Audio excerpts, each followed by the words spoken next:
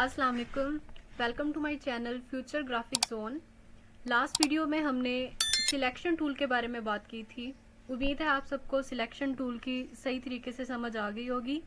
आज की इस वीडियो में हम सिलेक्शन टूल के बिल्कुल साइड पे एक टूल पड़ा है, डायरेक्ट सिलेक्शन टूल। आज के इस वीडियो में हम डायरेक्ट सिलेक्शन टूल की बात करेंगे। डायरेक्ट सिलेक्शन टूल होता क्या है, इससे हम क्या क्या वर्क ले सकते हैं, इसके बारे में आज हम जानेंगे। सबसे पहले डायरेक्ट सिलेक्शन टूल की जो शॉर्ट की है वो मैं आपको बताती चलूं। डायरेक्ट सिलेक्शन टूल की शॉर्ट की है ए। अगर आप ए प्रेस करेंगे तो आपके पास automatically direct selection tool select हो जाएगा। यहाँ पे देखें, मैंने ए प्रेस किया, मेरे पास डायरेक्ट सिलेक्शन टूल सिलेक्ट हो चुका है। अब डायरेक्ट सिलेक्शन टूल को बिल्कुल सेम जैसे हम सिलेक्शन टूल को यूज करते हुए सबसे पहले कोई शेप ड्रॉ करते थे रेक्टेंगल टूल में आके, बिल्कुल वैसे ही मैं यहाँ पे भी रेक्टेंगल टूल में आके एक शेप ड्रॉ कर लेती हूँ। लेट्स सपोज मैंने ये एक रेक्टेंगल ली, इसको फिल दे लें, यहाँ से इसको फिल शो करवा दें। यहाँ पे ये मेरे पास एक शेप रेडी है। अब मैंने इस पे अप्लाई करना है डायरेक्ट सिलेक्शन टूल। मैंने ए प्रेस किया और इससे सिलेक्शन लगाई।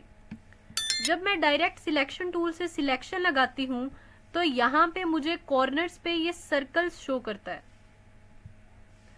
शेप के कॉर्नर पे सर्कल शो करता है और इनके एजेस पे ये होते हैं इनके पाथ्स, और इनके एजेस पे यहाँ पे एंकर्स होते हैं। अब हम इन पाथ्स और एंकर से कैसे वर्क ले सकते हैं या ये हमें कैसे बेनिफिशियल हैं, अब हम इसके बारे में बात करते हैं। लेट्स सपोज आपने अपनी इस शेप को राउंडेड करना है। बिल्कुल आप चाहते हैं कि आपकी ये जो रेक्टेंगल है वो राउंडेड रेक्टेंगल में कन्वर्ट हो जाए, तो आप क्या करेंगे, यहाँ पे इस पॉइंट पे आके इसको क्लिक एंड ड्रैग कर देंगे एट अ टाइम। तो इससे क्या होगा, आपकी जो फुल शेप है वो राउंडेड हो जाएगी। ये तो था, आपने अपनी फुल शेप को डायरेक्ट सिलेक्शन टूल से राउंडेड कर लिया। अब आप क्या करेंगे, यहाँ एक और रेक्टेंगल ड्रॉ करें, फिर से डायरेक्ट सिलेक्शन टूल सिलेक्ट करें। अगर आप चाहते हैं कि जस्ट ये वाला जो पोर्शन है ये राउंडेड हो, आप क्या करेंगे, इसको सिलेक्ट करेंगे सबसे पहले, देन इसको आप ड्रैग करेंगे।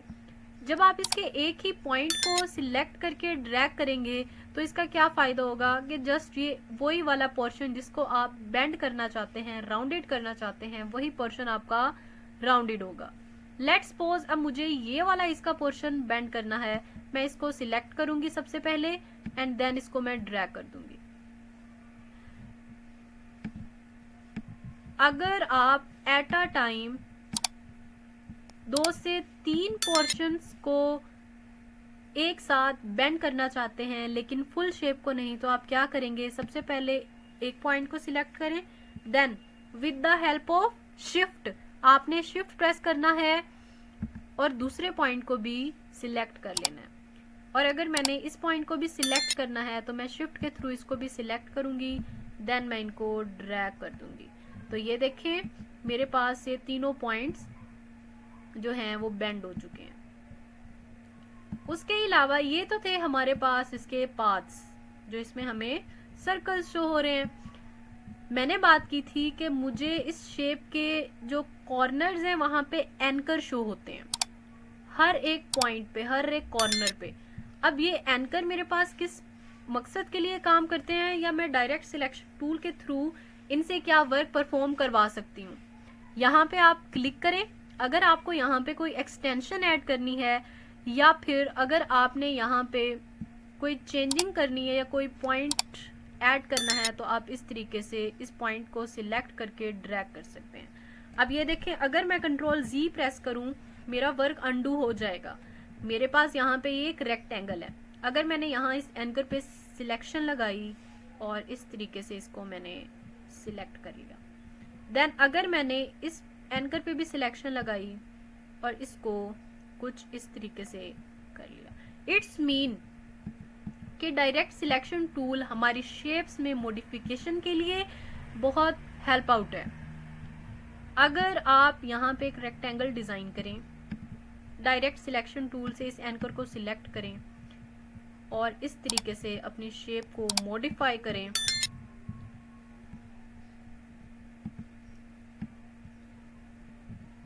आप इन सबको सिलेक्ट करके साइज में with the help of shift छोटा कर लें और इसको एक साइड पे रखें। अब आप यहाँ पे एक सर्कल डिजाइन करें। आपने circle with the help of shift design करना है। इससे क्या होगा, आपका सर्कल का जो साइज है वो खराब नहीं होगा। अब आप यहाँ पे लें direct selection tool. Let's suppose मैं इस पॉइंट को पकड़ के इस तरीके से करती हूँ। जब यहाँ पे मैंने इसको ड्रैग किया तो यहाँ पे मुझे इसके हैंडल शो करवा रहा है। यहाँ पे अगर मैं इसको कन्वर्ट करती हूँ कॉर्नर वाले एंकर पॉइंट में तो इस तरीके से मुझे शो करवाएगा। बिल्कुल सेम इस तरीके से यहाँ मुझे हैंडल्स दिए हुए हैं, उसके लिहाज से ये मेरी शेप को कन्वर्ट करता जाएगा। तो डायरेक्ट सिलेक्शन टूल से हम अपने डिज़ाइन में बहुत सी चेंजिंग्स कर सकते हैं, अपनी शेप्स को मॉडिफाई कर सकते हैं, अपनी शेप्स को बहुत अच्छे अंदाज में हम लोग चेंज कर सकते हैं। ये हमारे पास बिजनेस कार्ड्स में भी बहुत ज़्यादा हेल्प आउट करता है। कहीं आपके पास मोस्टली शेप्स होती हैं जिनके कुछ एजेस रह जाते हैं, उनको आपने सेट करना हो तो उसके लिए भी हम लोग डायरेक्ट सिलेक्शन टूल को यूज़ करते हैं। आई होप सो आप लोगों को डायरेक्ट सिलेक्शन टूल की समझ आ गई होगी।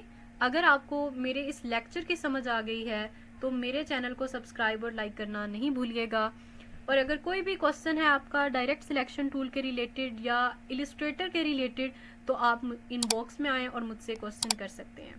आज के लिए इतना ही। अल्लाह हाफिज़।